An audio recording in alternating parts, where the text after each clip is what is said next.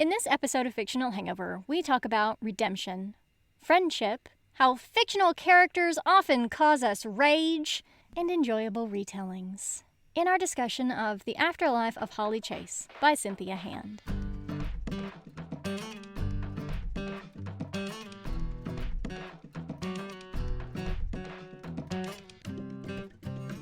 Hey everybody, welcome to Fictional Hangover, a podcast about young adult and new adult books, series, authors, and voice actors that is full of spoilers. I'm Amanda.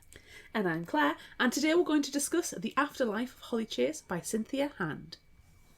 Standard disclaimer. If you haven't read this book, please remember that Fictional Hangover is all about spoilers. If you haven't read or listened and don't want to be spoiled, stop listening to us and go read or listen to the book. Then come back. If you haven't done this but want to pretend that you have, or if you don't care about spoilers, or if you just like the show so much that you don't care about any of that, then listen up. Yay! Oh. Yay! Like in our video. Yes. Yay! With our heads bouncing all around. Yay! Yeah. That's good. That was my tenuous link to We've got a live next week. We do. We have a live next week. We'll talk more about that at the end of the episode, I think. But live! Oh, hooray! Be prepared. Boom, boom, boom, boom, boom, boom. Oh. Anywho. Ghosts, schoolies, and Christmas time. Yes, it's a wonderful time of the year. It is. The most wonderful time of the year, perhaps. If the songs are to be believed. I mean, how much credit you put into songs these days? All credit. All credit. Don't listen to enough music to know. I don't either. I only listen to audiobooks. I played Haley's music the other day. Does that count? Yes, it does count. I don't listen to anything new. But I did just realize that when I shrugged, you could hear all my pearls rattling. You need to change your ways, Amanda. Change your ways. I can't. I've got so many pearls. I got so many pearls of my ghostly life, of my horrible deeds that I've done. They're just so here they many. Are. Here they are. Such a Nobody will asshole. understand what that means.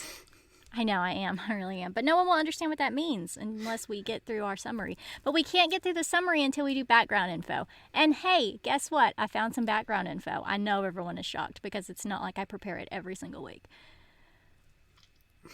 In an interview with School Library Journal from November 2017, Cynthia Hand is asked, How did you come up with Project Scrooge and the detailed world behind it? Her response is, that was a lot of fun. Part of it was inspired by the movie Cabin in the Woods. Is that what you were expecting? Is that what you were expecting? No, everyone? I love Cabin that in the Woods. movie. That movie's great. It's a gory, very strange horror movie that came out a few years ago where every year this company has to orchestrate a sacrifice to the ancient gods in order to save the world.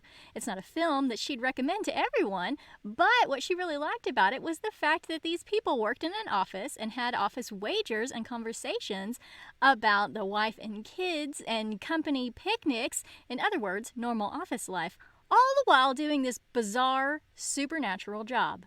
And she loves it. I agree. Yeah. And so then she created a Christmas version. Good. You don't want a recreation of what's already been done, No. per se. I mean, obviously this is a retelling of A Christmas Carol, but still. Yeah. I like it. Yeah. I love how Christmas movies inspired by a completely unrelated horror movie. Yes, it's wonderful. What are your initial thoughts about this one, Claire? I've read this before. I read this last year and I really enjoyed it. It had a couple of twists in that I enjoyed. And it's Christmassy without being ridiculously Christmassy.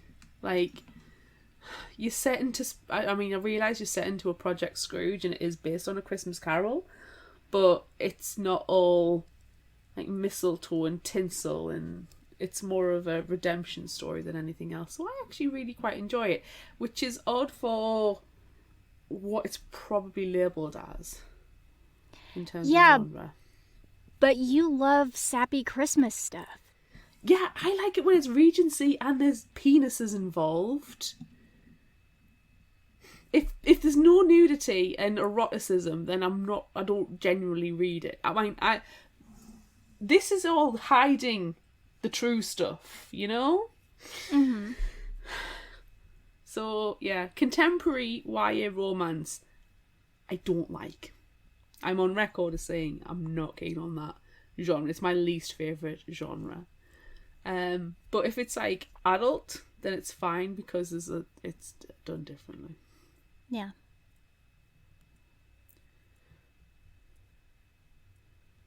Your initial thoughts? You need to verbalise it for the audience. Look, the story was super fun. Great time. But it's not my thing. It's not my thing. Even though there are ghosts. Mm-hmm. You know, no one's violently murdering anyone. It's just... Unfortunately. It's just wholesome. Which is fine. It's fine to be wholesome. I have to be nice at least once a year. So I guess I liked it. Do you know what, though? In the grand What? scheme of all of the Christmassy reads we've done, this is the best. Yeah. Remember that one that we did a couple years ago? Oh Yeah. my god, I'm still angry over it. Yeah, me too. Yeah. Oh, rage. Burning rage. Yeah. Yeah. And then we watched the movie. We did. Burning rage. Infernal fires of hell rage. Yes. God, that movie's shit. But we're not talking about that. We're talking about the afterlife of Holly Chase, which is true. That is true. Reluctantly said by me with sighs, a good Christmas book.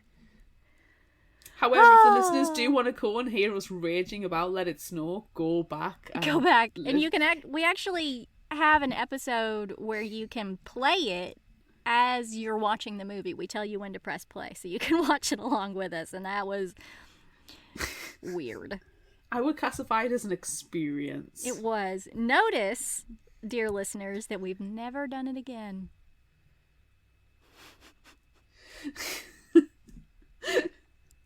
Anyway, let's talk about this one. It was an early experiment. It was. Failed experiment, but it's still science. Yes. Okay. Holly Chase's stepmother, Yvonne Worthington Chase, the famous fashion stylist married to a famous movie director, Gideon Chase, died during run-of-the-mill plastic surgery 7 months before Christmas. It was all over the news when it happened. Yvonne was 16-year-old Holly's role model and helped her become the truly horrible person she currently is. See, I do really like it. I do. She's horrible. It's wonderful.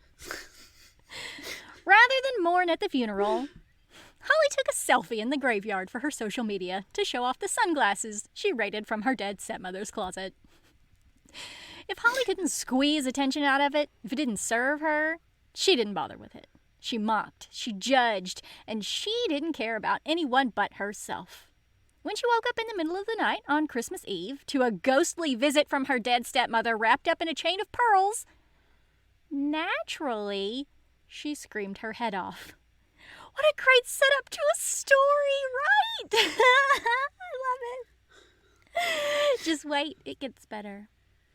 Well, everybody knows the story of Ebenezer Scrooge in A Christmas Carol, even spoiled Holly.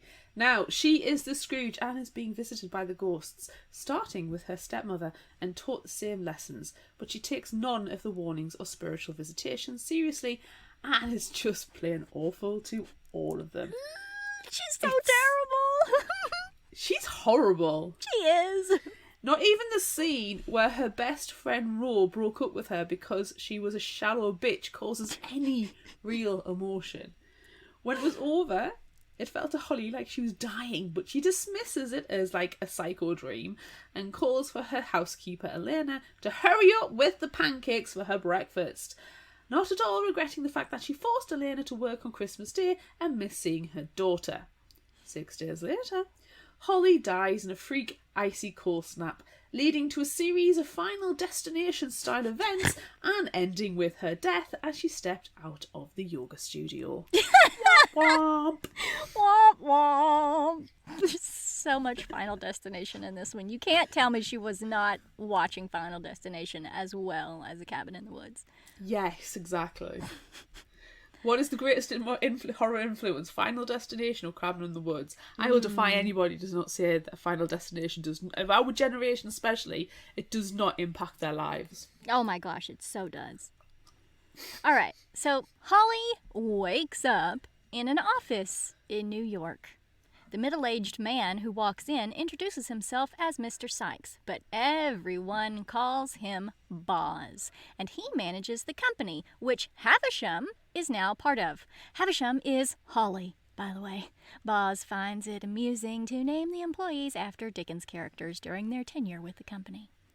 He explains that Holly, Havisham, is dead as a doornail, but while she works for the company, she will be flesh. Welcome to Project Scrooge. Ooh. 5 years later. Oh. It's Christmas Eve and the people who work for Project Scrooge have just finished their latest assignment. Bets are being placed on how this year's Scrooge will react, and everyone is feeling relaxed and happy for a job well done. Holly, who is now the ghost of Christmas past, aka the lamp, is tired and finds it a little twee. Before she can head home, though, Boz calls Holly to his office to meet Dorrit, an overeager and perky sophomore for NYU, who is the new intern. Which is odd, because Project Scrooge doesn't use interns. Yeah, whatever. With a gift from Boz in hand, Holly heads for the subway. One of the perks of the job is the hoodie.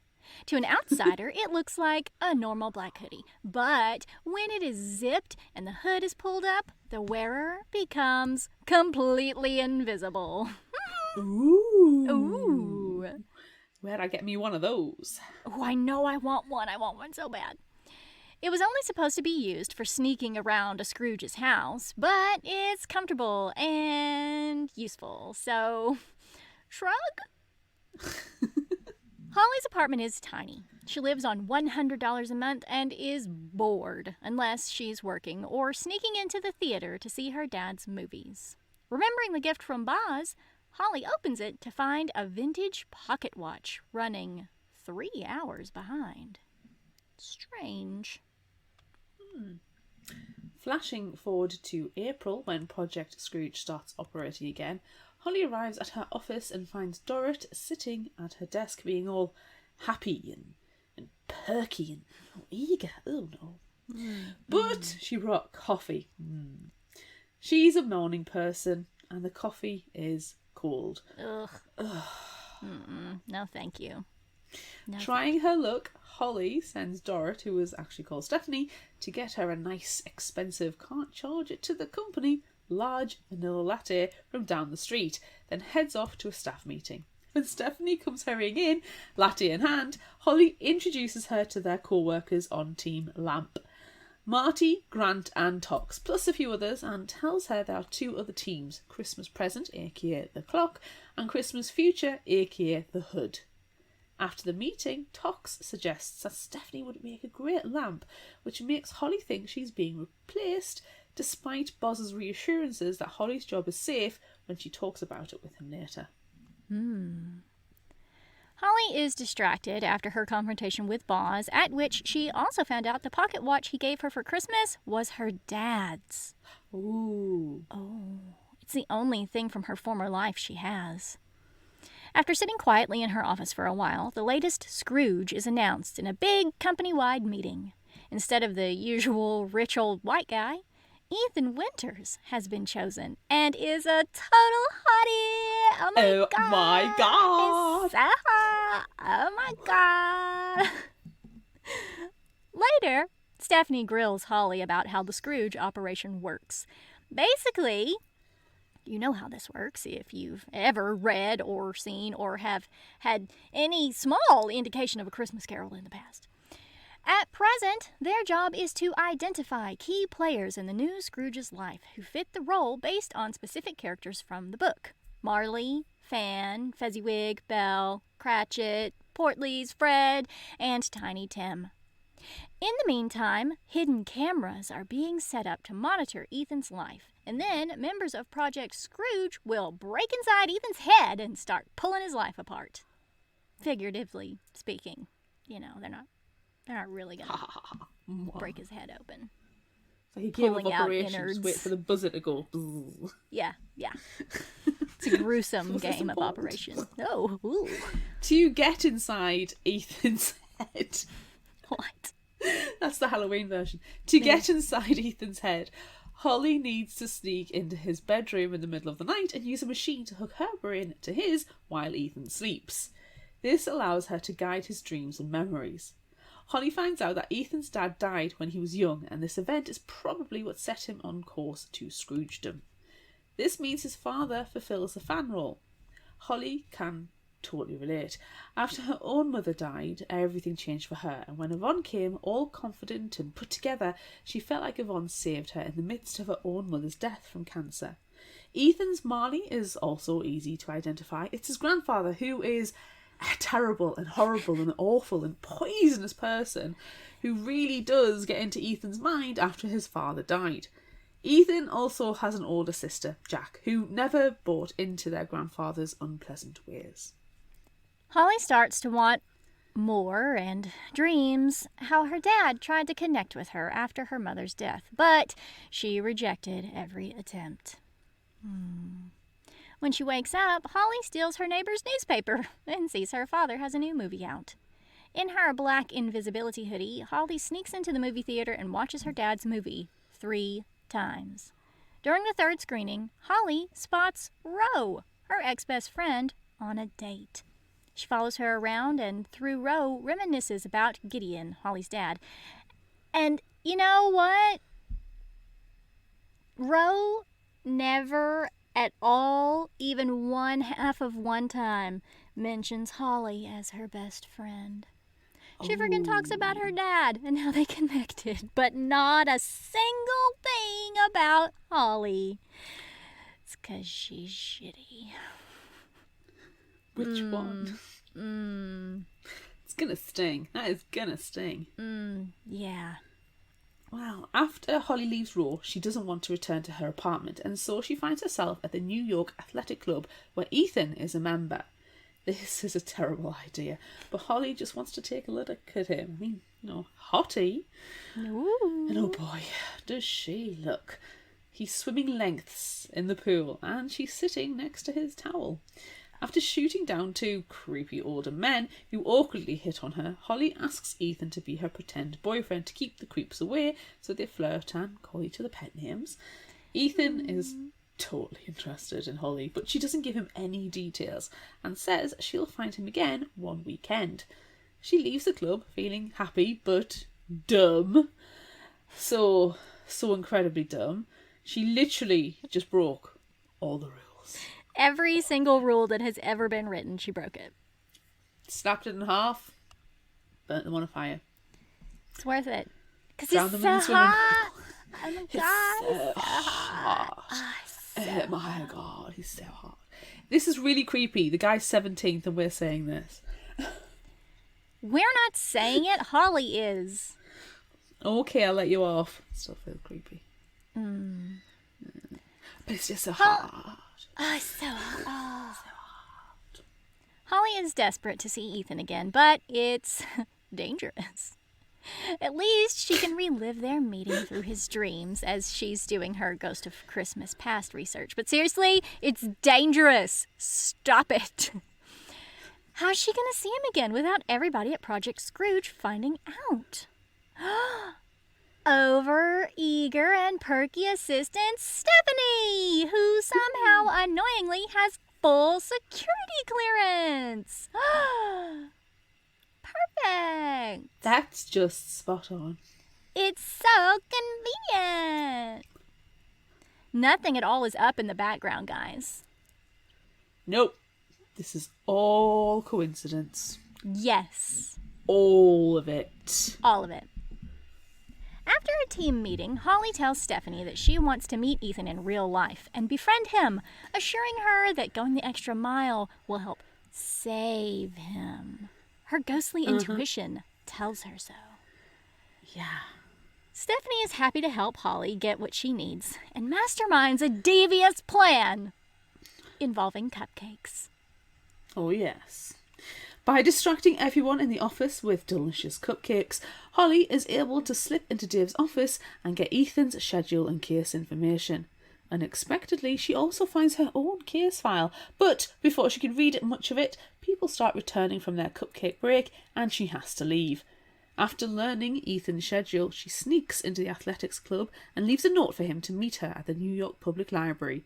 The date is cute, but honestly, full of lies. So many lies. All are lies. They play a truth or dare, and Holly tells Ethan her name is Victoria or Tori. Lie. Ethan says both of his parents are alive. Lie. And he is an only child. Lie. Lie. Still a good night, though. Night made of lies. Back at work, Holly wants to relive the date. However, Marty and Grant have developed new tech where they will also be able to see the memories Holly guides the Scrooge to. Damn you, ingenuity! Oh, now Holly has to do her job properly. Ugh. So she goes looking for the Fezziwig and finds that Ethan's mom fits the role. But while she's in the memory, a memory of her own takes over. Ooh. She sees her own mother's last Christmas as she struggled with the changes that cancer had wrought over her. Everyone in the monitoring room at Project Scrooge sees those memories too. Oh, that's not a good time. Do you think they regret making this memory device? Yes, or they're and just, no. They're fine with it. Yeah, well, the nosy buggers to begin with. So They are. On a 4 a.m. date on the Staten Island ferry, Holly and Ethan have their first kiss. They ride the ferry back and forth and talk and talk and talk. Later at work, while sifting through Ethan's dreams, Holly finds he's dreaming of her. Yay! But, oh no, that's bad. Holly yanks herself out of the dream before anyone in the monitor room realises it's her, which wicks Ethan. Uh-oh! Thank goodness for the invisibility hoodie. Even though she was able to escape without being caught, Holly still gets in trouble with Boz. She really needs to be more careful. Or, stop seeing him. Yeah, maybe you should just stop. Maybe you should stop seeing him. Rules. No, who cares about rules? Obviously not Holly. No. Time montages forward. Literally, and it's fantastic. Everything goes faster with the montage. It's so great. Dates with the montage. The So seasons great. change with the montage. It's so great. So great. During a team meeting, there is a discussion on the Tiny Tim role. Holly thinks of her own Tiny Tim, daughter of the housekeeper, Elena, who should have grown to become a world-famous life-saving surgeon. But instead, she died in a house fire because of Holly's selfish demands of Elena. Oh, burn. Oh, that was bad. That was a bad pun. Stop it, Amanda. Stop it. Oh, burn. Oh, it's bad. Also, house fires and burn jokes aside, bad. Dave thinks he's found Ethan's Belle, a mysterious, gorgeous girl. Who is she? Holly must find out. During a dream, Holly guides Ethan to a memory of a party in a boy called Dent, who Ethan is initiating into a fake club because, remember, he's a Scrooge and a terrible person. Dent is a heavy, nerdy kid, and Ethan challenges him to kiss the hottest girl at the party. While Ethan warns said hottest girl of the prank and tells her to be awful to Dent, Dent directly asks her for a kiss in a lovely, no-pressure, respectful manner and gains the kiss, and everyone gains a little respect for Dent. Meanwhile, Ethan thinks about how he hates parties. Oh, Dent. Oh, your shitty plans have gone awry. Way for the nerds. Look, Dent was so kind, and he was like, hey, I'm super embarrassed about this, but I gotta take my chances because you're so pretty. And she's like, oh, okay. He was being a nice guy. This He is a good was. example of being a nice guy. Yeah, you can be a decent human being. Shocking everyone. Holly and Stephanie have lunch together and head back to the office after. Tox finally has their Marley, Ethan's grandfather, and it seems everyone at Project Scrooge is wrapping up most of their duties for the season. Except Holly. At the office, there is a hubbub that Ethan is going to a ball, and they think they'll be able to get the bell. Oh, no. No, can't have that. Holly persuades Ethan not to go to the fancy ball, but instead to go to the botanical gardens, where they have a magical evening and agree to be exclusive. They talk about their first kisses, and Ethan tells Holly about Isabel. Isabel, who at her 7th birthday party made him kiss her. Aww. They've been distant friends ever since, but, they never really dated. This is the bell, clearly. Clearly, this is the bell. The nose. This is the bell, Isabel. When Holly sees her in another dream/memory, she calls it a night, much to the disgruntlement of Grant and Stephanie in the control room, who were paying more attention to each other than screens. Doing a little smooching, which is useful because this allows Holly to erase that recording. So much kissing. In the days following, Holly starts fantasizing about being with Ethan after Christmas, assuming Project Scrooge is a success. However, Ethan seems less like a Scrooge and more like a regular guy, and others are noticing it too. There is even a challenge about this selection during a team meeting. Rather than answering, Boz calls it a lively debate and moves the meeting on. Oh, it's so middle management. But it doesn't get much better as Blackpool, the hood, sees that Ethan's future has gone hazy and there are lots of different variables in play. Yikes. Holly is definitely a variable. Yikes. After the meeting, Boz apologises to Holly for being snappy. He's rather stressed, looking for Dave's replacement as the clock, because he will be moving on after this Christmas. She also finds out her own lamp was a temp. It's interesting. This is all very interesting. Let's put this on our murder board of information, shall we? Yes, tuck it away for later, listeners. Tuck it away. It's Thanksgiving, and Holly has been invited to Stephanie's gathering. Dave, Blackpool, Marty, and Grant are there too. Stephanie and Grant are an official thing, and it's vomit-inducingly cute.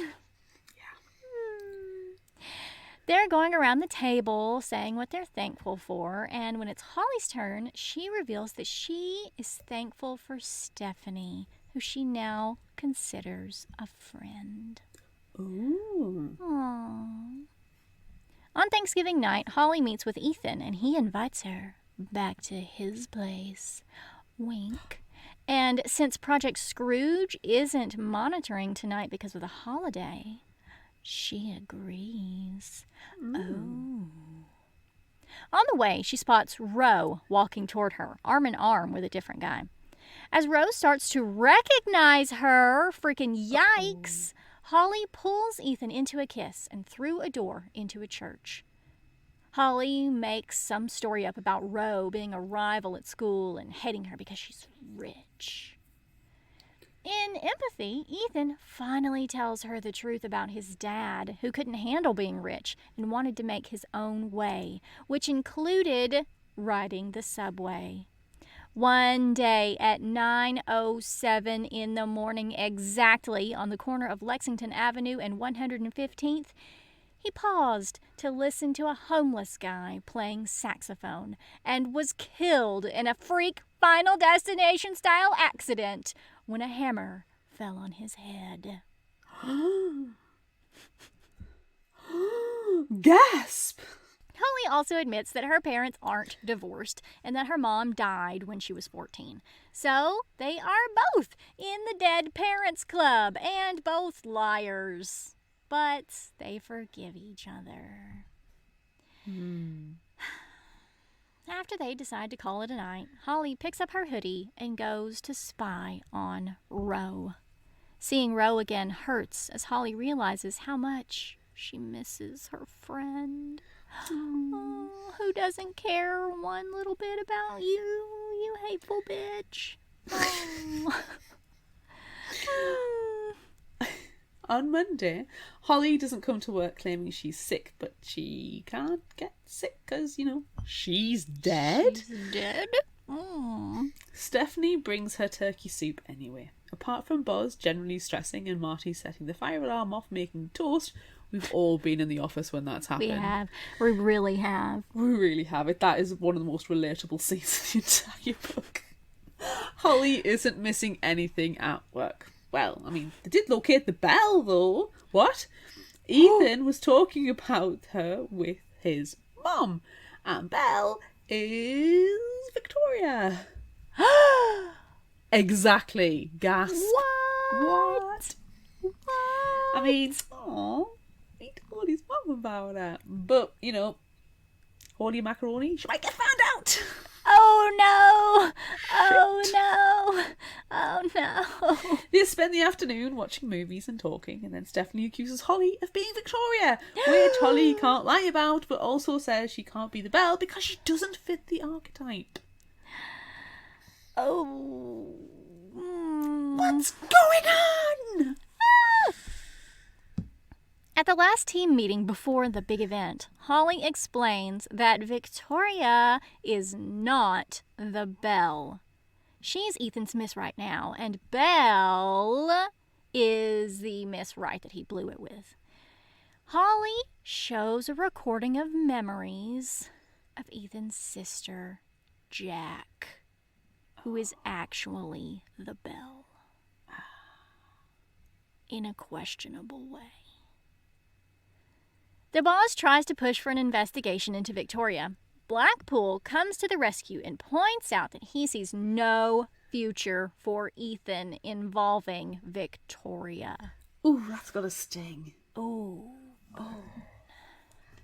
After the meeting, Holly and Stephanie go through their to-do list and paperwork when Holly spots her file in Stephanie's pile. Ooh. What's Holly, that? that's terrible. Holly reels. Stephanie knows everything and must have known for months. She sees this as a betrayal of their friendship, a game she was playing. When Stephanie leaves, Holly allows herself to cry. Her only friend betrayed her. Oh. No! 3 days before Christmas, Holly takes Ethan to the Angelica movie theatre to see her dad's movie. But of course she can't tell him it's her dad's. As they talk, they both agree that Christmas sucks. And as the movie starts, Holly starts pointing out little bits and scenes, and it's obvious how much she loves the movie. But Ethan just wants to sit in the back row and suck face. It's getting really annoying. Oh, it is. Oh my gosh. Just stop it. Ugh. Eventually, Holly storms out and Ethan chases her. They go into a different movie and make out there instead. It gets to be too much when Ethan calls her Tori again and again and again and again. So Holly gets upset and Ethan asks if it's her time of the month. Oh. Listen, side note people, at this point I'd have dumped his ass and walked away, but Yeah. okay. Done. Done. Done. Done and done. So Holly instead slaps him. We all cheer. Yay. And they have a fight, which leads to Ethan walking away. Holly, my girl, you should have done the slap and the walk. Yep. You just let him go. Yeah. He's a Scrooge. His Scrooge is showing. Oh my god. Hot Scrooge. Hot Scrooge. Hot Scrooge is coming through. Now it's Christmas Eve and time for the big show. Holly gets into her lamp costume, which makes her look ageless and ethereal, like a ghostly wood nymph with an elaborate crown, a white fur robe, and a headlamp similar to a miner's, bobby pinned to her hair. In the corridor, Holly meets with Dave, ready for his last time as the ghost of Christmas present. Dave's costume is green velvet robes and a laurel of green leaves, but as his time with the Scrooge goes on, his appearance goes from youthful to an old man. Ooh. As Holly holds Dave's hand, she gets a flash of him hugging Stephanie in his dressing room and kissing the top of her head. Huh? Wait. What? Isn't Stephanie dating Grant? Uh-huh. And isn't Dave way too old for her? Ooh. Yeah. You know what? Not everything is what it seems. Ooh. Holly then passes Ethan's grandfather's ghost as he heads to the transport room to get the show started, though he doesn't believe Ethan will listen to him in death, 'cause he never did in life. Maybe he did, old man. You just don't realise it. The evening goes the same way for Ethan as it did for Holly, without the hysterical screaming upon seeing the dead relative, though. So, well, he's too masculine for that. A little yelp, maybe. As the bell tolls one, Holly, as the ghost of Christmas past, makes her appearance. She explains she is a friend and here to help him. All the while, Grant is talking in her ear about her strange accent that really isn't working. Can we stop it? And despite the lamp shining in his eyes, Ethan can make out that the spirit looks a lot like Holly/Tori. Holly takes his hand and leads him into the past through the time tunnel. Yes, they have a time tunnel. This is amazing. Yes, it really is. And shows him memories of his mom, dad, and sister from when he was 8 and happy. Then she shows him the memory of a few years later with Jack, telling Ethan she no longer recognises him anymore and call when he decides to grow a soul. Oh. Yeah, yikes. That's a sick burn. Ethan is angry at the images and rejects the supposed help the spirits are trying to give. But now it's time to deal with the present. Dun, dun, dun. Ooh. Instead of watching the rest of the night, Holly hides in her dressing room, crying in the shower, and returns as Dave is finishing up explaining how a homeless saxophone player only needs to be connected with his daughter for his life to be turned around. Ethan remains unmoved. That's the same homeless saxophone player that was responsible for his father's death, so why should he care about him? Dude. So you're not a Scrooge. Come on, dude. Dude. They move to a scene at Ethan's mom's house where Ethan's presence is obviously missed. Just before Blackpool begins the Ghost of Christmas Yet to Come part, Stephanie asks to speak to Holly in her office. She brought Chinese food! Yay! Despondent because she is sure Ethan will fail and die, Holly agrees. Plus, who can turn down egg rolls? Nobody. Chinese They're food. delicious. Stephanie agrees with Holly's assessment. She doesn't know if Ethan will be saved, but points out he'll be the new ghost of Christmas present if he dies. Hang on, wait, what? What? Really? Wait, what? What? Yeah. Dave told her. Oh, What? and just so you know, Dave is actually Stephanie's dad. What? I know, revelations. Oh, What? yeah. Stephanie's been dying to tell her all this, but that's not the only thing. Oh, God. She's not a what psych else? major. She's a theatre major. And Stephanie is actually the ghost of Christmas past. She was Holly's lamp. Oh, my God. Revelation City. Ooh. I know. Dave was a Cratchit, and when his Scrooge failed to change, he died. Oh, Boz, no. I know, Boz brought him in as the ghost of Christmas present and Stephanie as the ghost of Christmas past, as an interim spirit since, she's alive. She's been with Project Scrooge since she was 11. 10 years. But Boz couldn't let her become an orphan. With smiles for each other, Stephanie thanks Holly and leaves. Despite realising she could have had her happy ending with Ethan if he fails, Holly doesn't want him to.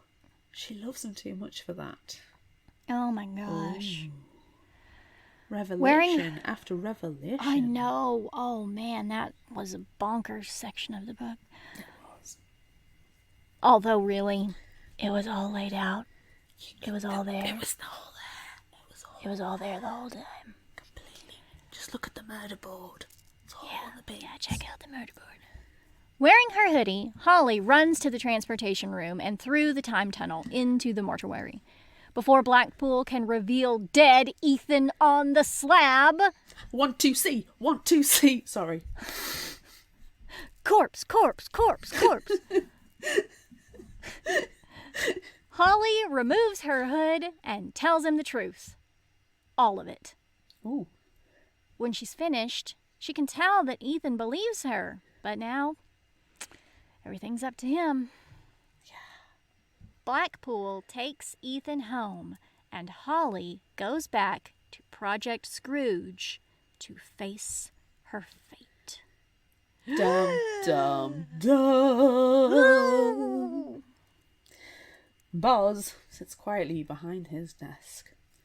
Tox is standing nearby, red-eyed and clutching tissues. Holly blurts out apologies, but Boz is speechless and sends her home. Without the hoodie. Damn it! Dang it!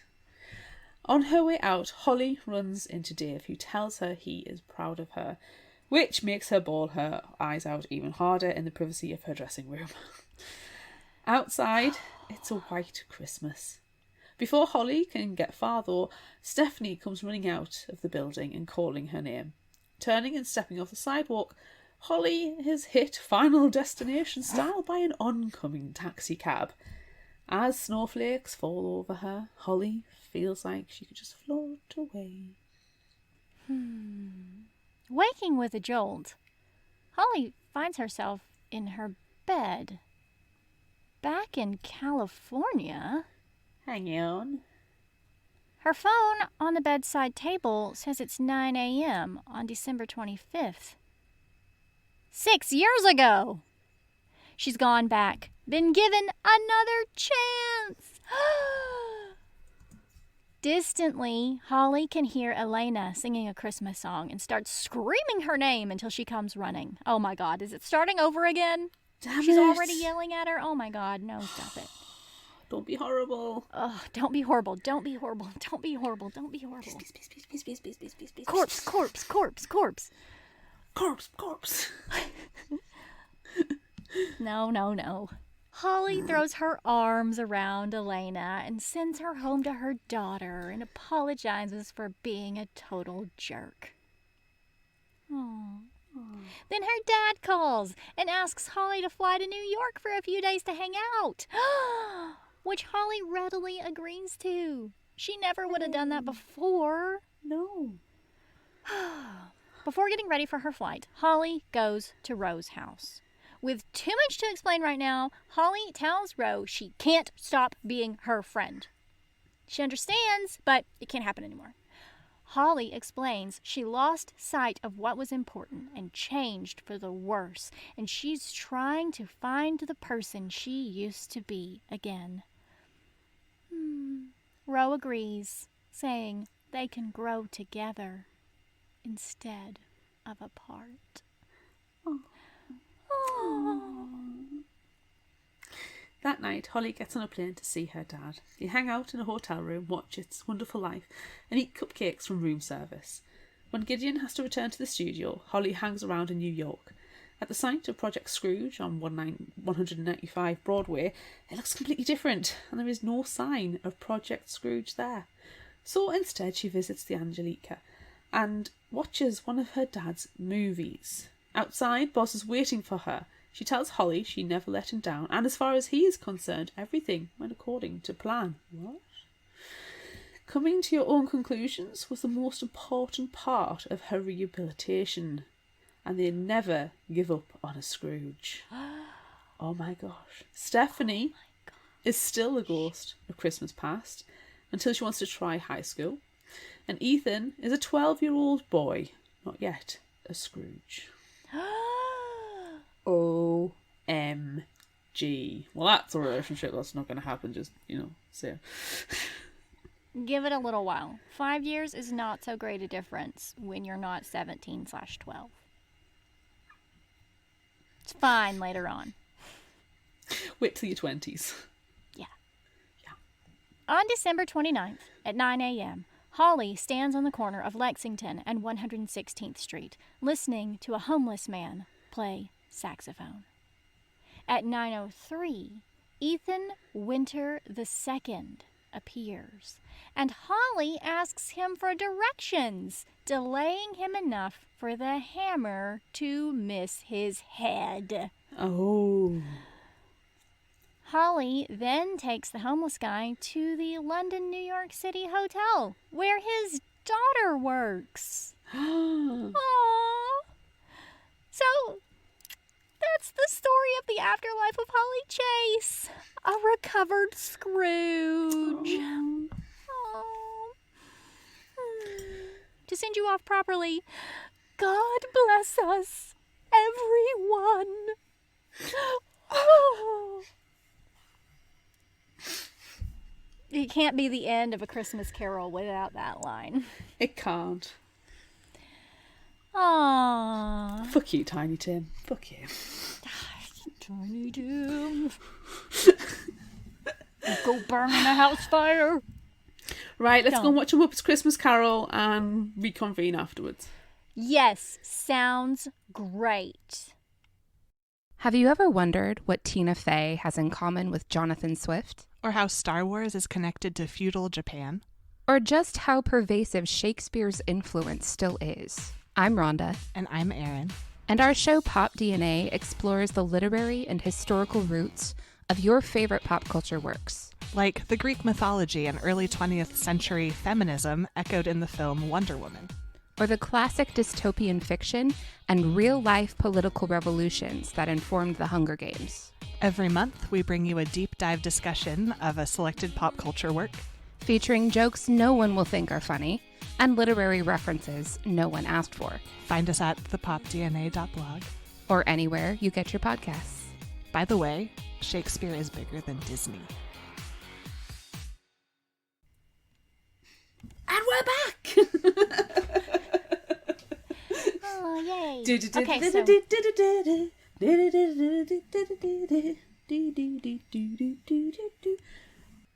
I was jamming to the Muppets Christmas Carol soundtrack today.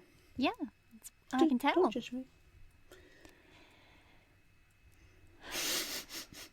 So, Anywho. Anyway. Back to the modern YA romantic retelling of A Christmas Carol. Yes, indeed. Standout moments.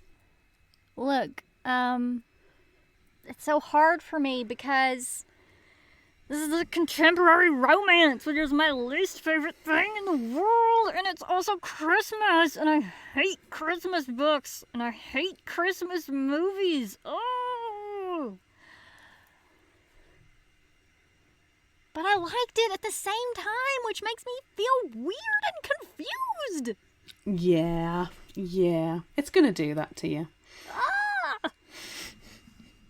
Can I tell you that I listened to the first part of this book on my way into work. And the first part is just, it's where Holly is completely just terrible. She's the worst human being. And it ruined my mood the entire day. It Really? put me That in bad? such a funk. I was like, oh my God, I hate everything.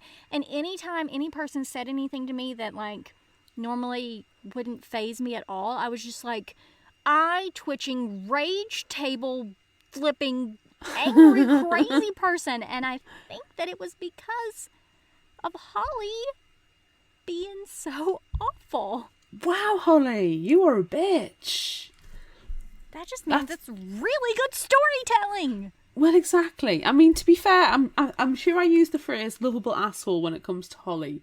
She's an absolute asshole, but then she turns into a lovable asshole 5 years later. And 5 years later and then minus 5 years. Yeah. 5 years later and 5 years before / Yeah.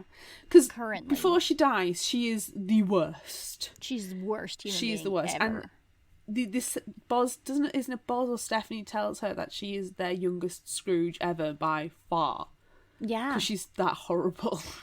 Yeah. Like, look, we gotta put a stop to this crazy bitch. Otherwise, like, she's gonna set the world on fire. And She's everyone's caused gonna World die. War III. Yeah. Yeah. So it's like, it's fine. Like, she needs to be. She's a Scrooge. It's why it was so difficult with Ethan. It's like, it doesn't seem that bad. He has his moments, but he's also 17 and a rich Yeah. entitled person. Yeah. Look, 17 is too young to be a Scrooge. Tell that to Holly, Oh, I know. Gosh, she was so bad. She whose was bad so attitude results in the house fire death of a small child. Oh, yeah. Yeah, okay. That's bad. That is bad. Yeah. I didn't know this was a romance the first time I read it. I remember when I was texting you saying, Claire, why the hell did you make me read a contemporary YA romance? And you were like, it's not really a romance. It's not really a romance. It's It not isn't. really Okay, a there's lots of romance. snogging. There's a massive montage of dates, which is hilarious. But it's not. It's a redemption story, not a romance. It's just, for easy categorization by bookstores and etc. and publishers, going to be lumped into romance, and it's not. To be fair, the same result could have happened if she was friends with somebody. Imagine if it was Ro that was actually the new latest Scrooge project. No, She Ro would've is gone- too pure. She is too pure and wonderful to ever be a Scrooge. You stop it. But the example stands. The example stands that if it was anybody else other than, oh my God, he's so hot, Ethan, then, she could have befriended the person. Look what she did with Stephanie. She befriended Stephanie, got to Thanksgiving, and she said thank you. That is probably, for me, a greater impact in terms of Holly's change than anything that happened with Ethan. Ethan was literally a kissing post.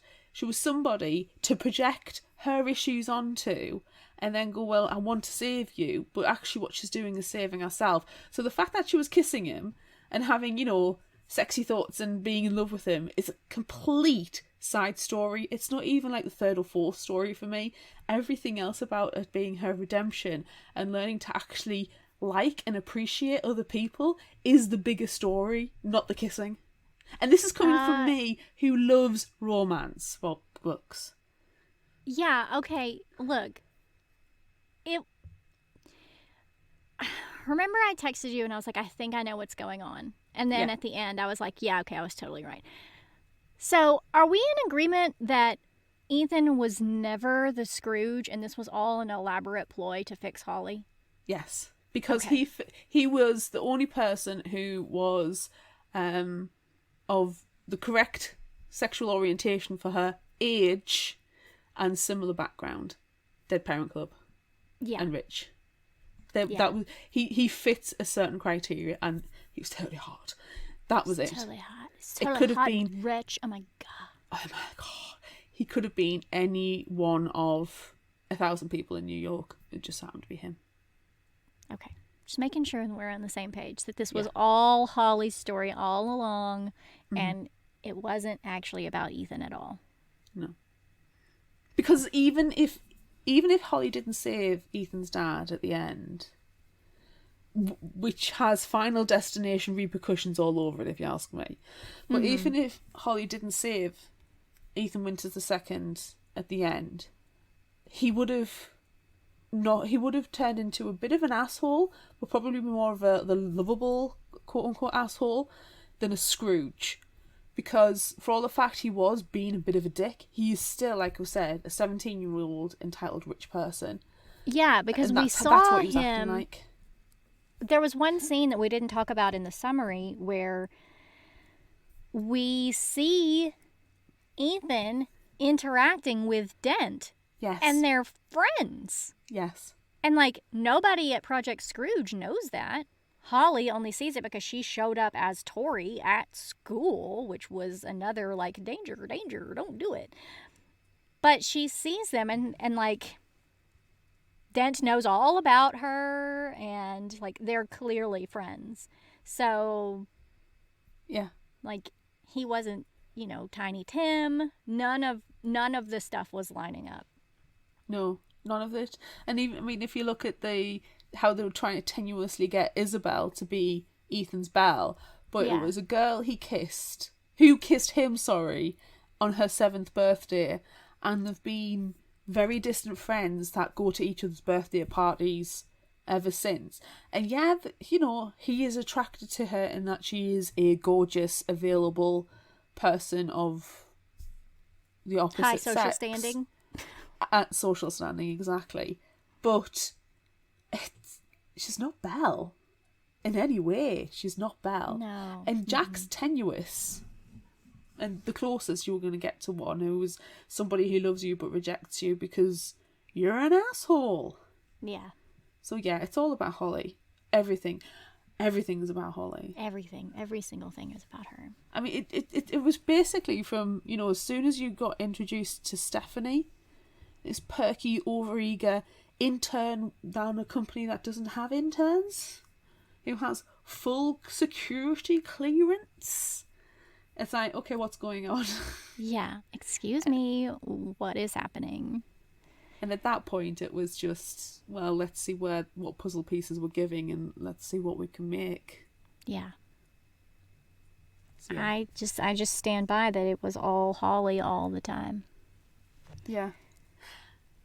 When I found, this is probably like the most surprising thing for me out of it, just jumping that little bit ahead, was because it's all Holly all the time, and this entire story, this entire gambit is Holly's redemption. They've got her working at Project Scrooge. The first 4 times is genuine Scrooge as she's been the lamp to, and now 5 years later, it's time to finish her story. So everybody there is in on the fact that this is Holly's redemption. They know it's Holly's redemption. So I found it very strange when they were in that team meeting that they were questioning Ethan's Scrooge credentials.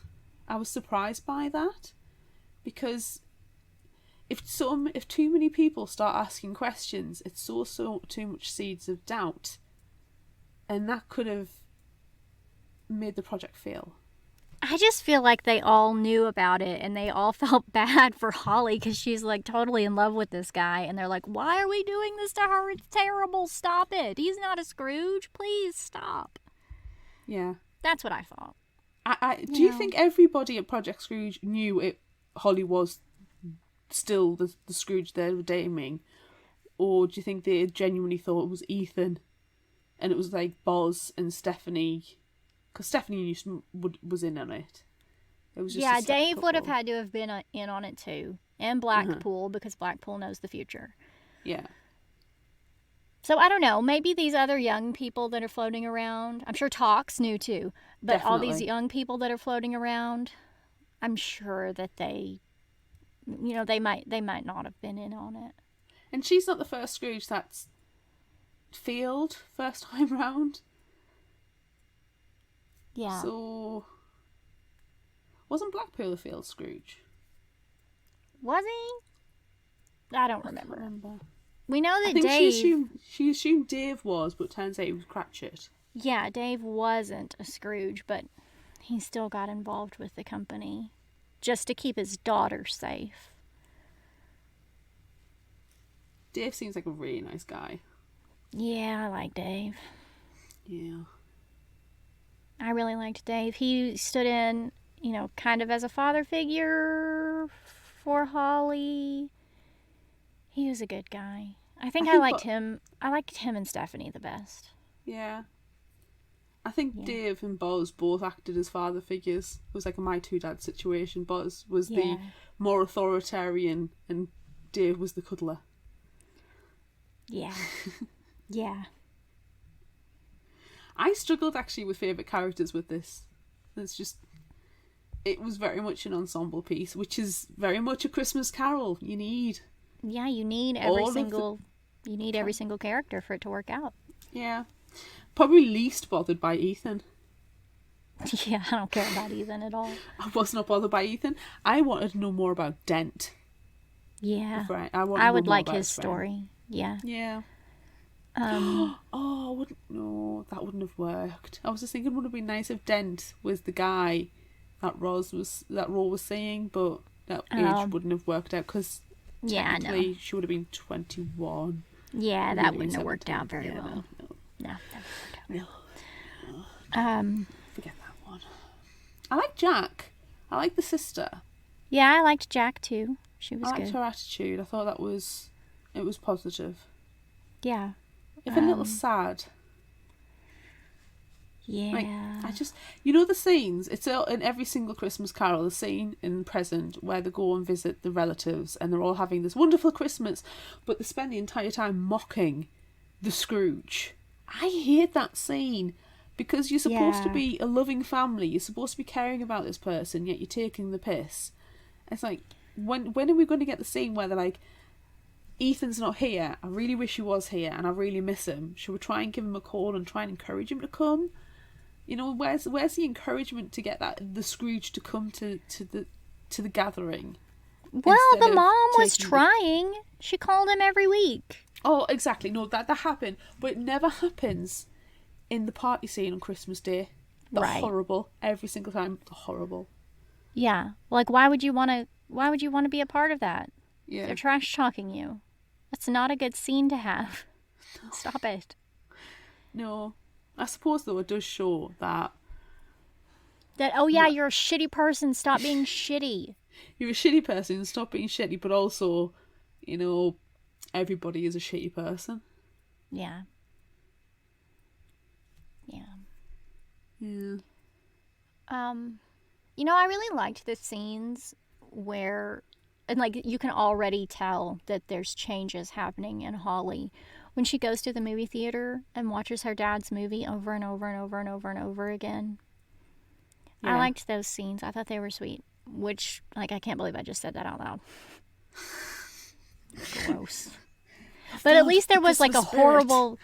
Ugh, get it off. It was a horror movie, though, wasn't it? Essentially, yeah, there was a horrible Shadow King there. Evangeline's Well, which I really want to see. Yeah, I'd really like to see that movie. With the horrible shadow creature and the father going down in the well to save his daughter. Be a good story. I'd watch it. I'd watch it. As long as the special effects are top notch. Which I bet they are, because Gideon Chase is, a super well-to-do movie producer, so... Exactly. He's the Steven Spielberg of his generation. Yeah, he is. What else did you like? What other good scenes did you enjoy? I love this, like you say, the sneaking into the cinema to watch our dad's movies. I really like that. I think I would have actually liked a few more of her just sneaking around the city scenes. My least favourite scenes, I will say, are necessarily the ones with Ethan, actually. I just wasn't... I wasn't invested in their relationship because I didn't think it was going to go anywhere. But I preferred her interactions with Stephanie, and the way that you could tell that there was something budding going to happen there. There was going to be this developing of friendship when Stephanie's so bloody eager. She's so awake and perky, and it's as a tired old person, it saps my energy. But I can understand where you need that kind of energy to help make that connection. She is the half of the friendship that is going to put more of the effort in, because she knows that the reward is going to be great. She knows she's going to get something back in return that will, be worth the effort, and she does. It is lovely at Thanksgiving when Holly says, I'm thankful for having Stephanie in my life. And I was devastated when she found out the revelations about Stephanie. So I was more bothered about the friendship aspect, and I enjoyed those moments than the romance moments in this book. Yeah. I loved it when she was like, oh, she's so perky and awake. Oh, I wonder if I can get a coffee out of her. Yeah, go to this really expensive artisan barista down the street and get me a large vanilla latte. That would be excellent. Mwahaha, she can't expense it to the company. Mwahaha. Let's see how many times I can get this out of her. Mwahaha. Because you would. Oh, of course. Because at this point, she's still a shitty person, and she's still going to milk the lattes out of her. But you know how you were saying that you didn't really care for any of the Ethan moments, which, yeah, I didn't really either. But I did like the first scene where she goes to the athletic club and sits there watching him, and he's also watching her at the same time. And he's like, yeah, I really wanted to come and talk to you, but you just, shoot away those creeps. So I thought, well, I don't stand a chance. Yeah. I thought that was a fun scene. She's very intimidating in that scene. But also, they are but creeps. Also, ugh. Yeah. Ugh. It's like, gross. Do you know a good lawyer? I'm 17. Oh. Yeah, ew, stop it. Gross. Yeah. And I also like that they met outside the New York Public Library with patience and fortitude. And she had to kiss one of them as a truth or dare. Yeah, I really enjoyed that. You wouldn't need a truth or dare to kiss patience or fortitude. No, you wouldn't. I would do it just for the photo op. Whilst wearing my dead stepmother's sunglasses. God, she's an awful person.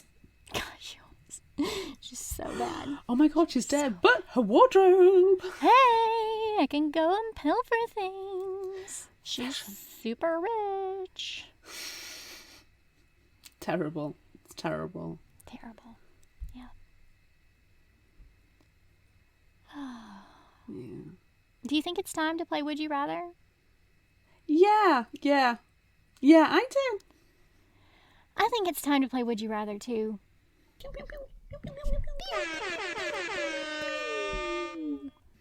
And I have a feeling we're going to get a little bit more into detail of the story here with this Would You Rather, since we're talking to Cynthia Hand. Surprise! Yes! It's so exciting to be joined by Cynthia Hand. We're so happy that you're here with us.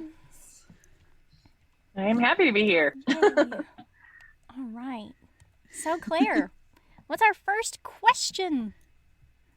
It is. Which ghost would you rather be? Marley, the spirit of Christmas past, the spirit of Christmas present, or the spirit of Christmas yet to come?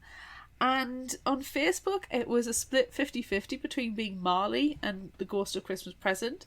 On Instagram, the Ghost of Christmas Present won with 42%. And on Twitter, again, the Ghost of Christmas Present won with 67%. Which I find very interesting. Yeah, that is super interesting. I took it on Twitter, I think, and it was 0 for some of the others, and I was like, oh really? Is it just because the Ghost of Christmas Present is sort of jolly and nice? Is that why people like that? I definitely, it wouldn't be Marley, right? Marley has no fun. Unless Marley's wearing, multiple strands of pearls. Well, and Marley is wearing Marley's multiple got no strands chill. of pearls in my book. Right. But yeah. Marley's got no chill. Yeah, you're an angry person. It's not good. We do have some comments that may be able to give some insight. Ooh, yeah. Okay. At Lightning Cats on TikTok said, "The ghost of Christmas past. I would like a look in others' lives. I know it wouldn't be good life, but still." Okay. Scully Joe on Instagram said, "Ghost of Christmas yet to come. It's my Claire. aesthetic." You are Scully Joe. That's Scully Joe. I'm not Scully Joe. Scully Joe is his own person. Oh my gosh. Okay. Bree Tart on Instagram said, "Spirit of Christmas past. I want to be master of all things happy childhood memories." Colin on Facebook said, "Marley for definite. He's the only one who has the chance of sticking around for more than one night. Plus, agree with his methods or not, but he had a bowl of time when he was alive." That's a really cool perspective. I like it. Oh, and finally, Annie on Facebook said, "We were discussing similar at Books and Brews Club yesterday, and the point was made that Christmas present gave you excellent opportunities for spying. I mean, researching people you currently know." I think that's fine. Yeah, I feel like all of them do that, but But current day spying is pretty interesting. So that would make you the Marley eventually, though, wouldn't it? Because if depending what you're using all that information for, you could join Project Scrooge after you die. It's hard to say. So yeah. I definitely chose the Ghost of Christmas Past. But maybe that's just because, that is what I focused on the most when I was writing, and the Ghost of Christmas Past is always floaty and cool. Present is like jolly and kind, and the future's badass, right? Like out of those three. And I would pick any of them, but I think I still keep coming back around to the past because I like the idea of digging into people's past experiences to see what shaped them. I think that sounds like the best for me. So. Oh, that sounds really interesting now you've said it like that. Look, I'm just going with Christmas future, Christmas yet to come, because he's creepy. With his creepy hood and his creepy pointing, yes, that is me. That is my aesthetic. The scary one. In the Dickens, doesn't he pull back his robe and there's starving children underneath? Yes, he's terrifying. Yes, he's terrifying beyond it's all terrifying. reason. That is why I choose him. Oh, I hate that bit. It's the worst bit in the entire thing. By worst, you mean best. I hate it so much. Yes, but that scarred me as a child. Made me the person I am today. Awful. Well, that doesn't surprise me. It gave me an inherent distrust of people in robes. So, I don't know. I'm tempted to go with Christmas Present because I kind of like the idea of the whole spying. The future's just so subjective. It's like in the book, Black Pearl's like, Ethan's future's fuzzy because there's so many variables. I can't really say what's going on. So the future's just all uncertainty. And unless you know it's definitely going to happen, it's kind of like but you could hollow also see information. into the future. But at least the press. Yeah, but again, it's hollow information because you don't know. So you could put a different colour hoodie on one day. You could decide to have tea instead of coffee, and that changes the entire future. So what you are seeing is not necessarily what's going to happen. It's it's not the sports almanac effect. You're not getting that kind of solid piece of information to be able to manipulate the future. You will not turn into Biff. But what if I want to Biff Tannen myself? We talked about this in one episode a long time ago, how we were going to Biff Tannen ourselves. We've talked about Biff Tanning. We've talked about Biff Tannen a lot. Yeah, the Biff Tannen effect. We've talked about that a lot. But you can't do that with these ghosts because there's too many variables. It's the butterfly effect. And the past, I do that every night because my brain just constantly lives on, and I relive the stupidest things that have happened, like from my entire existence, constantly. And I'm quite tired of that. So probably present, because at least not Marley. Marley's a jerk.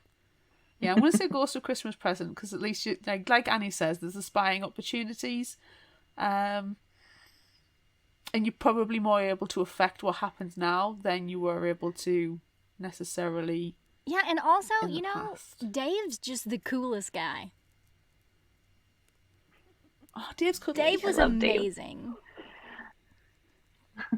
Dave gives the best hugs, bar none. I love Dave. This handsome beard. As long as you could turn it off, right? Like, I wouldn't like to know what people are thinking all the time. Like, that would suck. That might be terrible. Yeah.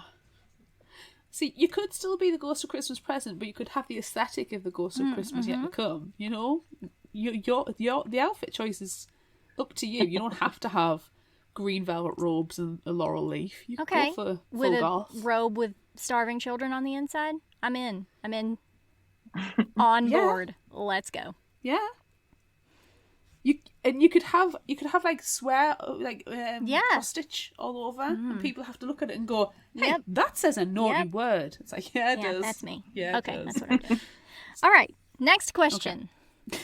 Would you rather be Holly or Ethan? I definitely would rather be Holly.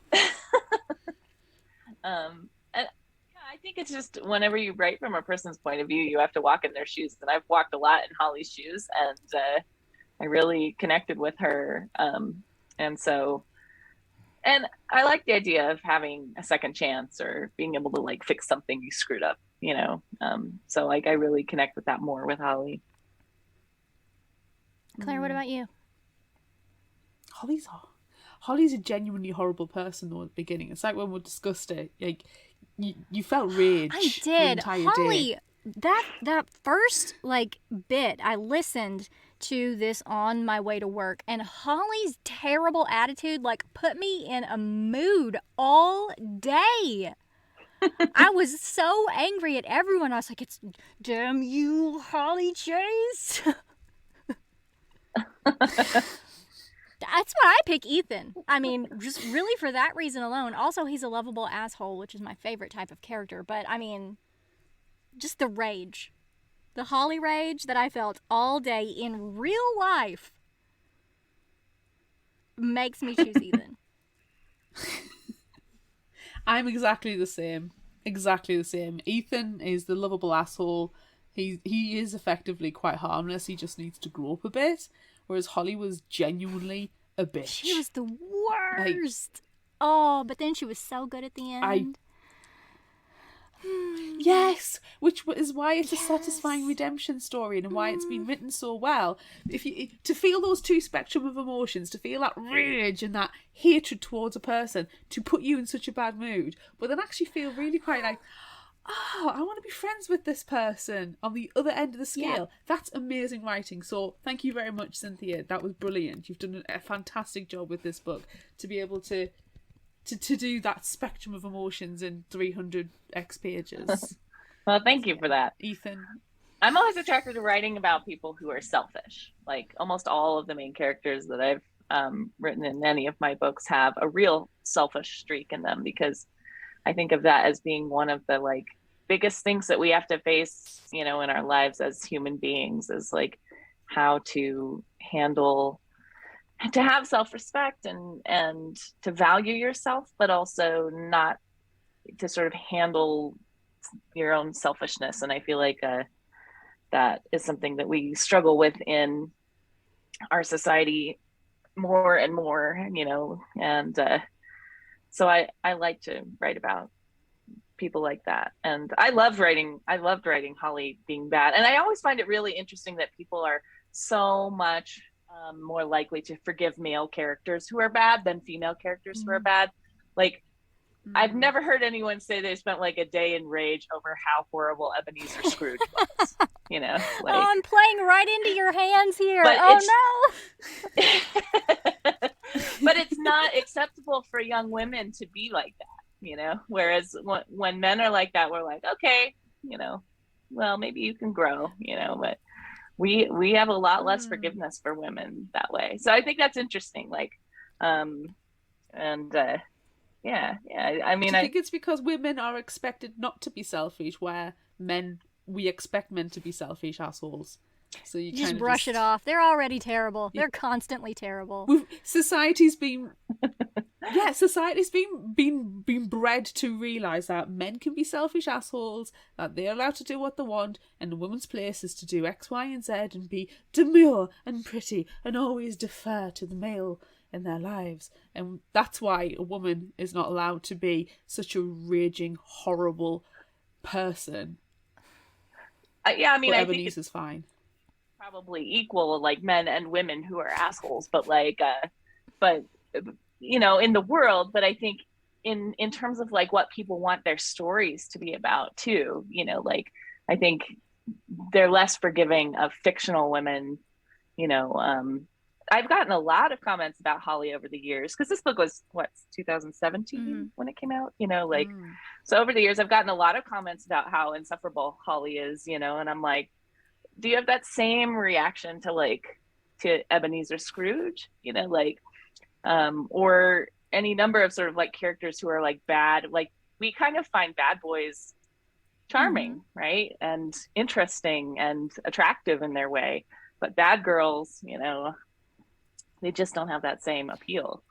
I think it's interesting. I'd like to challenge that when I can, you know, but I think since the book was published and watching people's reaction to it too has been really interesting for me, like to see the difference in how people treat Ethan and Holly also, you know. I also think it has to do with, I mean, a lot of YA readers especially are girls.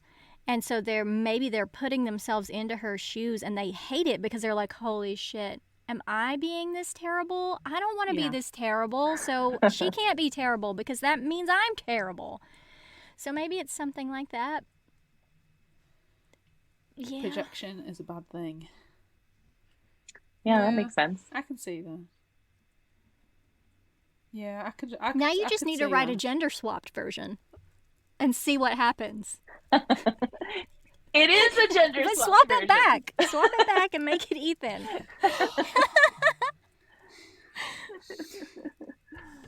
Yeah, that'd be interesting to see if people would hate him as much, you know.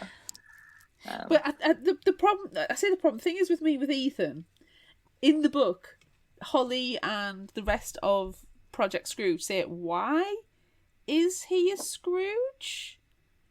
Like, the question because he's not. Because he's not the Scrooge. Because he's a plot device. And he's not. Exactly. That's right. He's not as bad as Holly, for sure. You know, like, he is on the road to becoming a Scrooge, but he isn't there, you know. So, yeah, he's not as bad. I mean, to be fair, I'm not trying to forgive him even as a character, but he can be a bit of a garbage person during the book, but not that bad. Like, he's nowhere near Holly's level at all. No. So there's always the opportunity that he just grows up and decides, you know what? Like, if you think about his relationship with Dent, he was horrible to Dent, but now he's friends with Dent because actually he realizes Dent's a nice guy. So Ethan has that capacity in him to actually potentially like other people. He just needs to fix his relationship with his family. Whereas Holly just needs to really wipe everything clean, start again, and not be such a horrible person. I really think that Ethan's turning point wouldn't have had anything to do with Holly. Like, I really think that night when he challenged Dent to make out with the hot chick at the party, and then he, like, politely asked her to, I think that was his moment. He's like, oh man, I'm being so shitty to Dent, and look how great he is. But then he went on that date, and he asked Tori if it was her time of the month, which was pretty shitty too. Like, oh, so that's pretty bad. So maybe what I just said is a lie. He doesn't come off very well in That that might fight. just be a boy Oh my reaction. gosh. No. I don't know how much that is a boy reaction, though. You never, ever, ever, ever say to a girl, "Oh, is it your time of the month?" You deserve every slap you get at that Just punch him and point. move on. Yeah. Oh, I hated that scene so much. It made me so angry. Don't question my menstrual cycle. He's just That's so gonna make annoying you in that whole angry. section. He you know? is. Oh, all he wants to do is make out. He's not paying Yes, attention to the watch the things she wants movie. him to pay attention to. You know, he's just, yeah, he really dials it up. Oh, I still love him though. Yeah. Okay. You're just proving your point earlier. Can't help it. See, I don't love Ethan. Ethan is for me the plot device. I loved the relationship that Holly That's developed true. with You Stephanie did like more. that, and I mean, my favorite character was Dave. So I can't say that I love Ethan because Dave was the best. True. Next question. Would you rather have Holly's invisibility hoodie or be able to see into the future like Blackpool? Ooh. You can have the robes with the children underneath if you really, really want. If I can have the child it's up to you. robes. No, I wouldn't want. On a practical level, Blackpool. I think it would be extremely useful to see into the future. The hoodie would be really cool, but I think if I had to pick between one or the other, I would pick the future. Seeing Me the too. future. Me too, for sure. Nah, I'm going hoodie all the way. What does that say about me? That I'm quite happy to be invisible. If you want power invisibility, that's You're sneaking into places and burgling stuff. No, I want the hoodie. I don't want to see Sneakily seeing all the movies. Yeah. I'm just shenanigans. Like tying people's shoelaces together. If there's room for shenanigans, I'm going for it. Wonderful. Don't get me started on shoelaces right now. No, if there's room for shenanigans, I'm there for it. I don't necessarily want to see the future because Blackpool doesn't seem to have a fun time with it. It seems to be very negative what he sees, and I don't. If you saw the death of somebody who you were close to, you have to live with that. And I don't. That's not a response. That's not a responsibility that I want to have. But are you?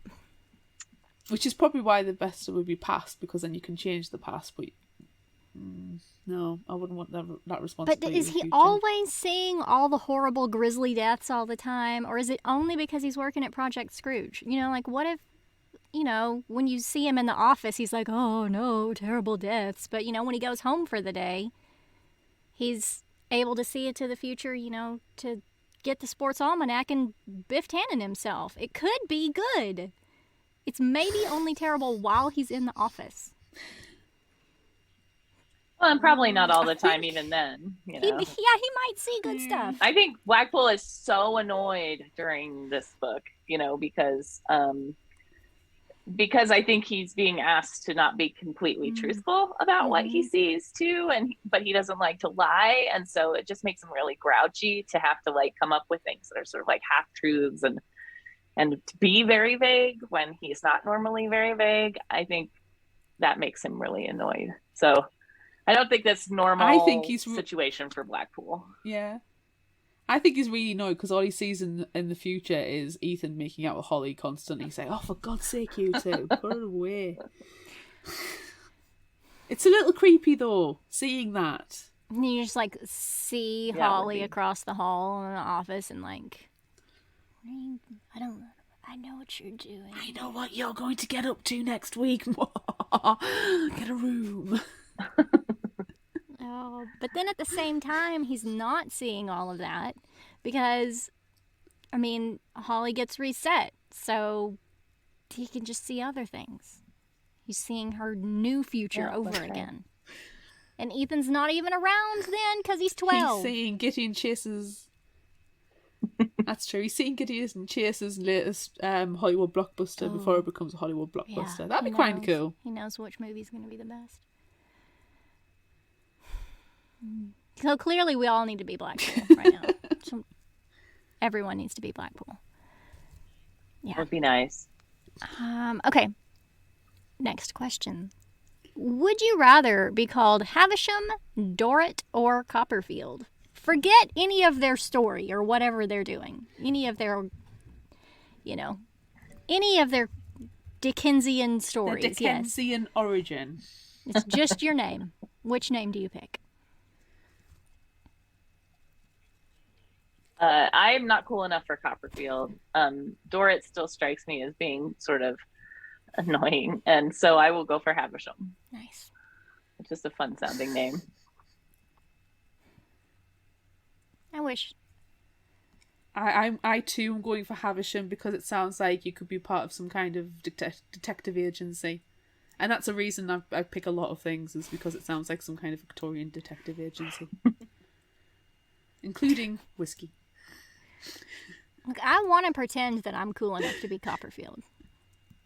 With my robe full of child corpses. I'm just going to combine them all into one character. Well, and Dave's your favorite character, right? So that makes sense too. See, it's perfect reasoning. That was an easy one. Is our last one easy? No, our last one's really fun. What's our last one? Would you rather spend Christmas in California or in New York? I've done one of those. You've done one in California and New York? No, I've done one in California. I was 5. Does that count? I don't think that counts. I don't think that counts. Doesn't count. Technically done it. I would pick New York, if only because I like Christmas to be with snow. And I used to live in California. I actually lived in near Malibu when I wrote Holly Chase. And there were always daffodils in my front yard on Christmas Day, which to me just somehow felt wrong.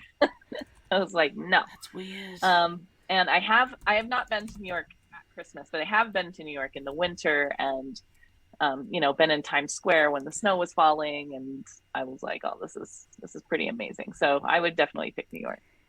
It seems more fitting. It seems more Christmassy. I haven't spent Christmas in either of those places, but I did live in South Florida for a while, and at Christmas time it was weird because it's not cold at all, but there's like all these snowflake decorations everywhere, and they made a sand castle Christmas tree, and everyone was super excited about it, and like you go on the beach and see the sand tree. Like that just doesn't scream Christmas to me. So I think I'm gonna join you in New York, just for the winteriness of it.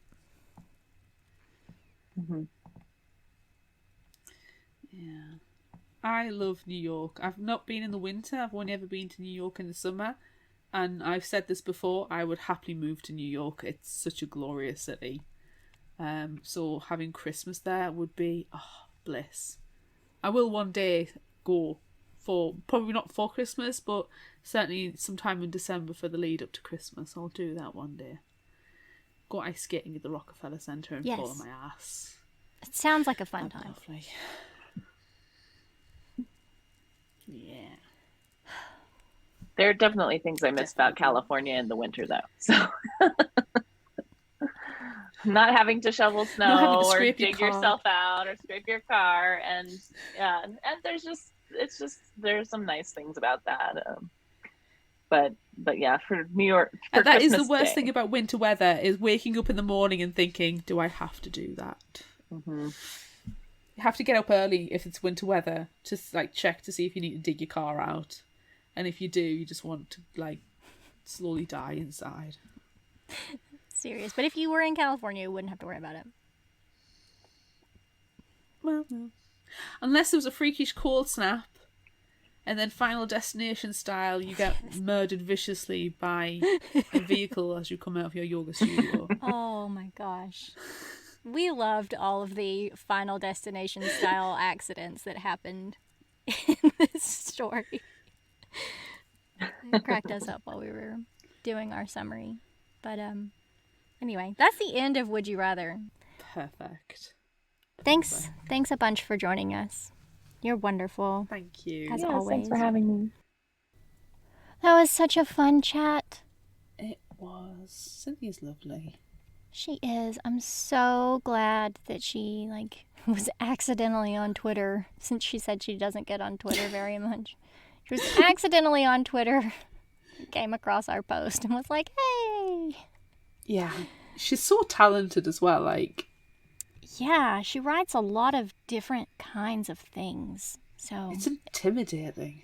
Yeah, it is. So everyone make sure you go and check out the bonus episode where we talk to Cynthia Hand, because we talked to her about a bunch of other stuff, not just the afterlife of Holly Chase. Oh, it ran the gambit.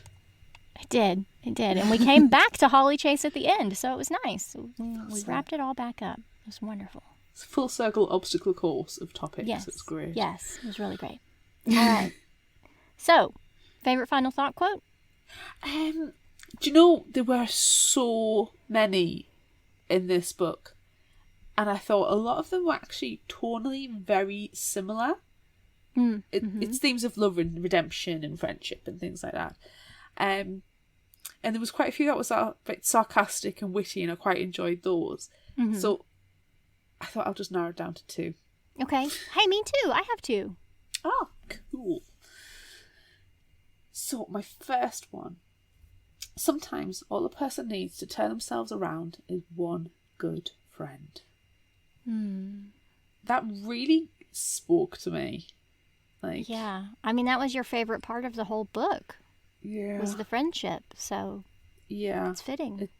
It's amazing how just being able to have one person to talk to really does lighten the load and makes things less dark and scary and horrible and hard. Yeah. So that one really, really spoke to me. And the other one, again, it's another one really spoke to me. Neither of mine are funny, I'm sorry, but neither of mine, the ones that really mine did aren't stand funny out to either. me. No, yeah. Because there's just so many, like I said, take the romance out. There are so many themes in this book that really just hits you at home. And the second one is, nobody's perfect, right?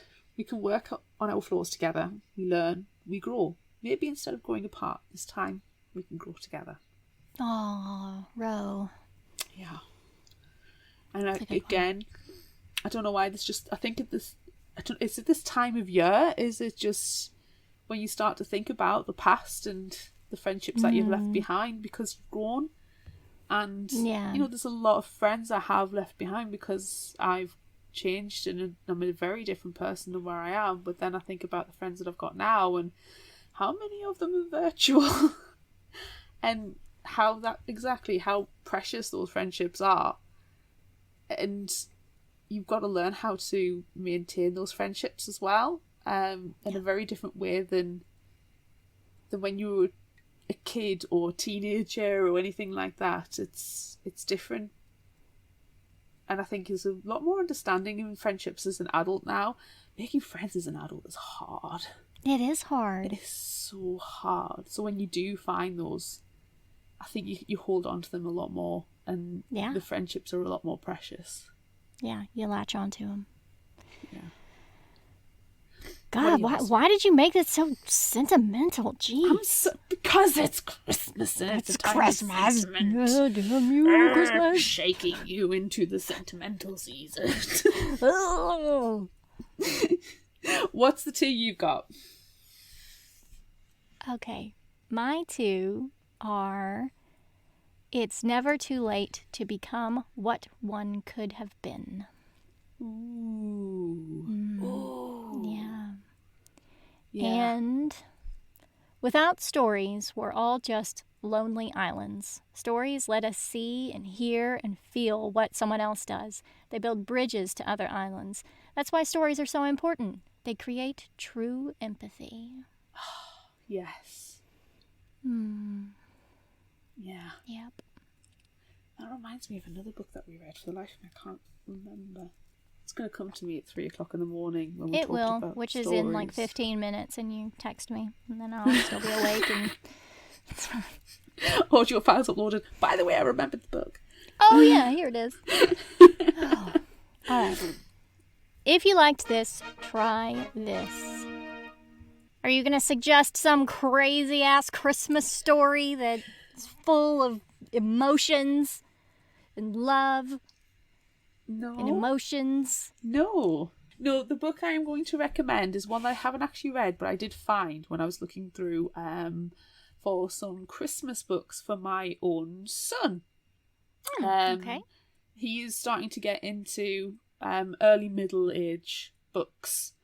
And this one is called Christmas Dinner of Souls by Ross Montgomery. So, like I said, it is middle age, and I got the summary from booktrust.org.uk. This is Christmas Eve, but not like any you've known. When you're as naughty as Lewis, you don't get the kind of cosy Christmas you might have hoped for. After he breaks a college window when he throws some stones, his punishment is to serve at the annual feast at Souls College. But this is no ordinary dinner party. The guests are unruly and everybody's howling like banshees. Lewis realises that this is a secret club for people who despise all things like children and happiness and, above all, Christmas. And I'm there, center stage. Yeah, I think you're on one of the tables. Each guest must tell the others the most terrible story they know, while Lewis listens and wonders whether he'll make it out alive. Although it has an overarching narrative, Christmas Dinner of Souls is also a collection of hell-raising and spine-tingling short stories. Some of these are deliriously ghoulish and perhaps not suitable for sensitive children. However, if yours is the sort that hungers for chills and thrills, they will lap this up. Ross Montgomery's language is poetic and striking, and some of the images settles deep in the bones. But fear not, there is enough humour here to keep things the right side of rousing, and David Litchfield's hilariously creepy illustrations also add to the fun. I really like the look of this book because it's creepy, it's ghouly, and it's the opposite of what Christmas probably should be, but really is what it is when people just sit around and bitch and complain and moan. Nice. It sounds fun. It looks beautiful and it sounds fun. What's yours? Okay. So I found mine, which of course I haven't read because, Christmas. yeah, except for actually this one's not Christmas, it's Valentine's Day. But still, anyway, I found this list of a Christmas Carol retellings or Christmas Carol themed stories provided by King County Library System. So this one is called Marley's Ghost by David Levithan. I have seen this cover, yes. Yeah. When Ben's girlfriend, Marley, dies, he feels his life is over. What could possibly matter now when Marley's gone? So when Valentine's Day approaches, it makes sense that this day that was once so meaningful to Ben leaves him feeling bitter and hollow. But then Marley shows up, or at least her ghost does, along with 3 other spirits. Now Ben must take a painful journey through Valentine's Day's past, present, and future, and what he discovers will change him forever. Ooh. It's Christmas caroling. It is. Christmas caroling. Without the Christmas. Without the Christmas. Plus Valentine's Day. I'm not going to talk about Christmas books. I don't like Christmas books. It's fine. Do we have an appropriate indie spotlight this week?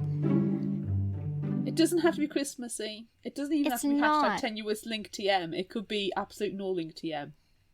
There is a hashtag tenuous link. Okay. It's very tenuous. Even better. But the one that I suggested is called All the Things We Never Knew by Liara Tamani. A glance was all it took. That kind of connection, the immediate and raw understanding of another person, just doesn't come along very often. And as rising stars on their Texas high schools' respective basketball teams, destined for bright futures in college and beyond, it seems like a match made in heaven. But Carly and Rex have secrets, as do their families. From the moment Carly and Rex first locked eyes on a Texas high school basketball court, they both knew it was destiny. But can you truly love someone else if you don't love yourself? See, tenuous links. It's kind of, you got 2 super popular kids. They're amazing. They're going to do great things in the future, but they have secrets. And they can't love each other until they realize that they're not terrible people. Oh, wait, that's back to this story. I don't know if they're terrible people. I'm sure they're not.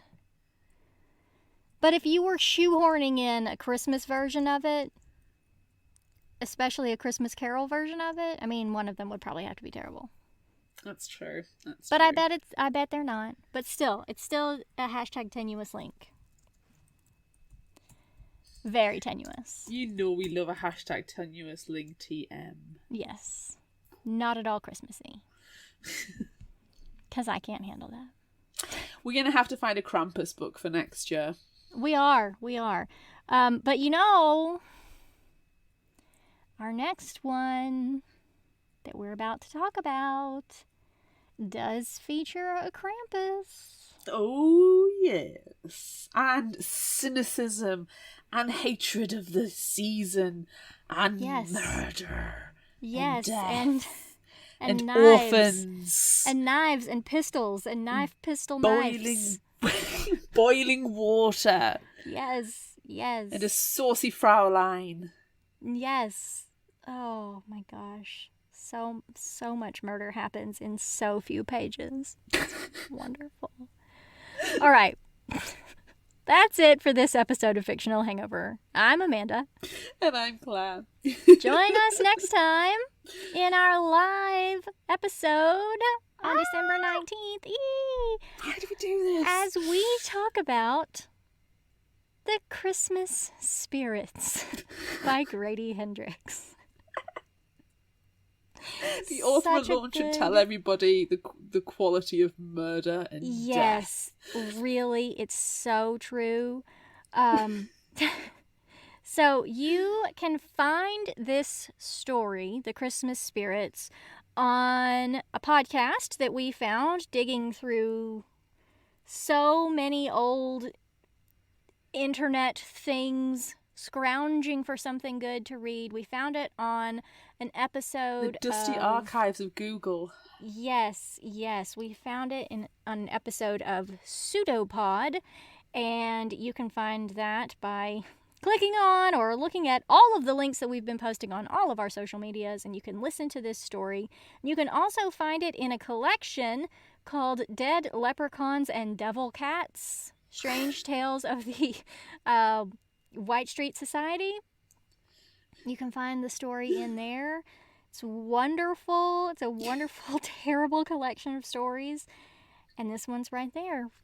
I highly recommend listening to it on the podcast because the audio book is really funny. The audio it's ridiculous. Like, I don't even know if Pseudopod is still a thing, but I kind of hope that it is, and I kind of want to approach them and be like, hey, can you find a story for me to read? Because I really enjoyed listening to this one. And the narrator's like cracking up at all of the terrible things that happen. It's really wonderful. Everyone needs to go and listen to it. It really reminds us of reading the summary. It really does. It really, really does, because oh my gosh, how many times do we crack up in the middle of it and have to start over again? Probably more than people realise because of the power of the edit. Yes, you're so right. So anyway, everyone read or listen to The Christmas Spirits before next week. Get ready to join us. We're going to have a lot of fun. We love doing our live episodes, and we hope that you enjoy them too. Yeah. All right. Look out for our Would You Rather polls on social media. Don't forget about our book club and monthly challenges on Facebook. Be sure to visit our shop on Redbubble at fictionalhangover.redbubble.com for all your favorite fictional hangover-themed merchandise. And become a patron of ours on Patreon at patreon.com/fictionalhangover. Until next time, remember, the only cure for a fictional hangover is another book.